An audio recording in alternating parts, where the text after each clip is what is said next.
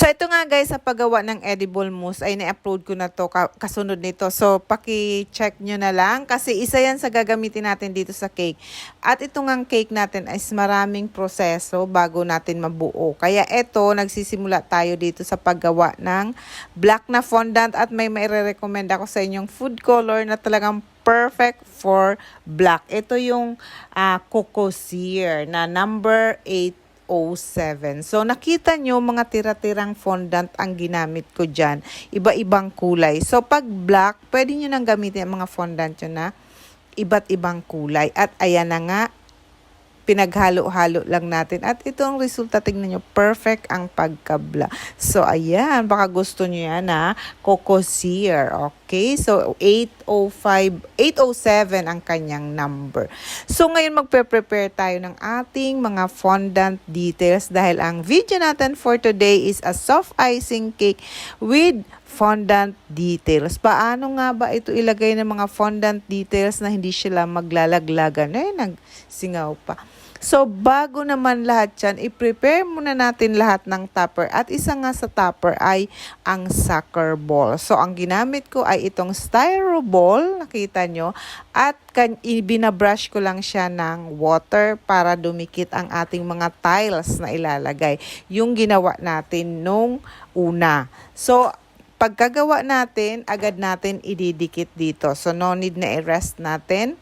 So, ganyan. Bawat tiles, ayan, gagawin lang natin yung parang soccer ball. So, ito, mabuti na lang, may cutter nga ako niyan. Matagal ko na at ngayon ko naman lang siya nagamit. So, ayan. So, dinikit ko na at ididikit ko na lahat-lahat yun. Yan. Dahil nga binasa na natin ng water, so didikit na siya dyan sa ating styro ball. At ito namang ating t-shirt, na-upload ko din to. Madali lang yan kahit wala kayong molder. Dito ay gumagawa ako ng white at naglalagay ako ng tiles kasi gusto kong makasiguro talaga na titigas ang ating or magdadry ang ating fondant. So, gagawa tayo dito ng net. Alam mo naman, pag soccer ball, di ba mayroong net? So, part ng cake natin sa nakita nyo sa una is may net. Medyo mahirap itong cake natin kasi ang dami niyang detalye, di ba? So, at ito nga, nahirapan ako kung paano gawin itong net. So, nag-cut na lang ako ng mga strips at saka ko siya binilog-bilog at ginanyan ko siya. Parang nilatag ko siyang banig at dinikit ko yung mga edges niya ng water din. So, ganyan. Ayan. At ikinat ko na lang para nga maging The next day. So guys, again, welcome back to my channel. So, the next day na ito, yung mga ginawa nating details ay gabi ko pa talaga siya ginagawa para may time siya mag-dry. So, yun ang ating isang tip na pag naglalagay kayo ng fondant details sa soft icing, kailangan mag-dry na ang mga fondant details. So, ito na, nagpe-prepare na tayo ng ating cake and magle-layering na tayo. Ayan, naglagay muna ako nung soft icing na may chocolate at ang sa gitna ay caramel icing. So, para maiba naman ang ating cake. So, ayan, meron tayong 4 layers at ang size ng ating cake ay 7 by 5. So, ayan. So, ayan nga, 7 by 5 ang ating cake. At the next day na ko na nga ito ginawa. Ang pick up nito is about 12 o'clock. So, umaga, ginagawa ko na siya. Pero, okay na ako, kampante na ako kasi lahat ng details niya ay nagawa na natin ng gabi. Kaya yun ang isang tip dyan. So, naglalagay ako ngayon ng barbecue stick. 3 pa-triangle siya. Bakit barbecue stick? So, mas magbuti ang barbecue stick ko. Bakit? Kasi maliit ang dinadaanan niya. So, walang tendency na bumiak ang cake. Minsan kasi sa sago straw, may tendency siyang bumiak. Lalo kung medyo nalagay nyo sa tabing-tabi na. So, may tendency talaga bumiak dahil malaki ang sago straw. Anyway, ito namang barbecue stick ay ano naman to, mas maganda nga ito kasi made of wood, diba? Syempre, of course, malinis nyo siyang ilalagay. So, 3 lang na naka-triangle ang paglagay ko para secure ang ating cake. So, ayan. Alam naman na client, lalo kung mga repeat orders na alam nila na naglalagay tayo nito, lalo pa nga kung itina-travel. So, ayan, para maging secure lang ang ating cake na hindi siya malbubuwal, yan po ay tagos sa ating drum. Ang drum natin dyan ay 12 inches. Okay? 7 by 5 at 12 inches ang ating drum. So, medyo okay na tayo sa paggawa dito kasi nga, ang mas matrabaho dito talaga ay yung mga details. So, ngayon naglalagay na ako ng frosting at ayun nga, Whip It by Bakersfield ang gamit natin dito at yung ating mga details ay fondant made from scratch or marshmallow fondant na ginagawa natin. 2 ingredients fondant lang. O diba? At ito nga, magkukulay ulit tayo kasi ang kulay ng ating cake ay green. So, syempre maghalo tayo ng yellow and blue.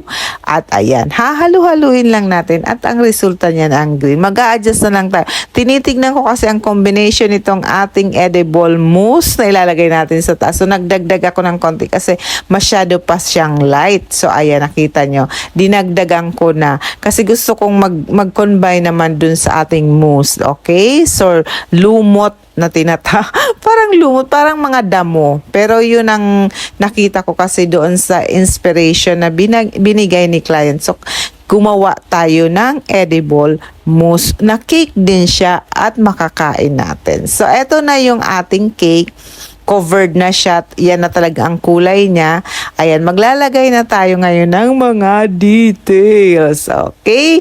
So, unahin natin ang ating edible mousse. Okay, ayan, mabuti na lang nakagawa tayo na search natin, tinulungan tayo ng aking anak para gawin nga itong edible mousse na to. So, ayan. At ang ginawa ko dyan, kasi kung napanood nyo, isa siyang bowl na parang cake din. At para maging ganyan nga, nilagay ko siya sa blender. Kasi medyo parang ang texture niya is spongy. So, ayan, nilagay ko siya sa blender para maging ganyan na siya. Para maikalat natin na lalabas na grass ng effect niya. Hindi yung grass na patusok-tusok, 'di ba?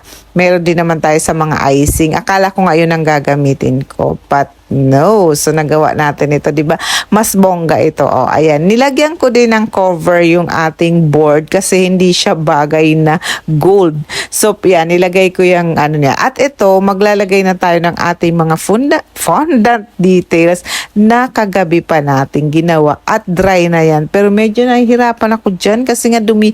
Ewan ko ba dahil pasmado ng aking kamay pang nadidikit ako sa icing or sa cake natin. Kaya hindi ako gumagamit ng mga tweezer na yun kasi lalo lang mahihirapan tayo. At lalong mas mahirap kung ikaw ay naka-gloves pa. O, diba?